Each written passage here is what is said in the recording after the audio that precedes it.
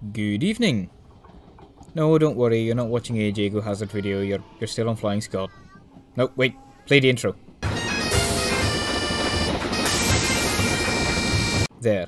Now, usually when writing episodes of Those Great Locomotives, I start with the reason the locomotives in questions were constructed, detail the design itself, and then give you some facts and stories about the locomotives in service. But today I just wanted to show off a locomotive rather than going in great detail.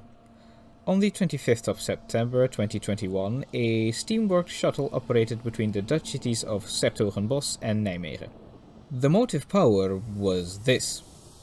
This is a locomotive of the Deutsche Bundesbahn Series 23. They were the last generation of post-war DB passenger locomotives to be built. Construction of the production series starting in 1950 and ending with the 105th locomotive of the class in 1959. Number 23105 was also the last steam locomotive to have been built for the DB. The majority were built by Arnold Young Lokomotivfabriek, though a substantial 29 were built by Henschel.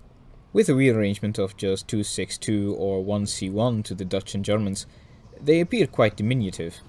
Yet, when hauling 600 tons, they could still reach 110 km an hour, or just over 68 miles an hour. I wonder if the Black 5 can do all that.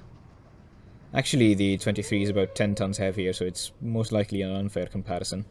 The locomotives were such a universal success, no matter what they did, that 16 of the class were fitted with Wendezugsteuerung. In other words, they were push-pull fitted.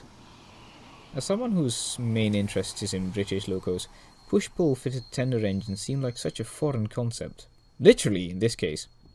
Now, the absolute worst thing that can happen when filming steam locomotives out on the main line is an ordinary surface train blocking the view. Lo and behold, just my luck, it happened to me. Luckily for me, there was another locomotive at the other end of the train. The city of Nijmegen was actually quite familiar with the 23s. In the 1950s and 60s, they were a regular sight at the station at the head of international expresses. 6 trains per day coming from Krefeld near Düsseldorf.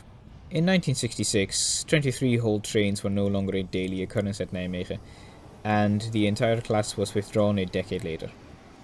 Some pictures do exist of them double-heading with the iconic DB V200 locomotive. I'll put a link to an excellent website in the description. Photographer Nico Split has some great pictures of the 23s and indeed a whole load of other locomotives up. That having been said, I've run out of footage. I sure hope to see you next time for a proper episode of Those Great Locomotives. Wait, there I go copying Jago Hazard again.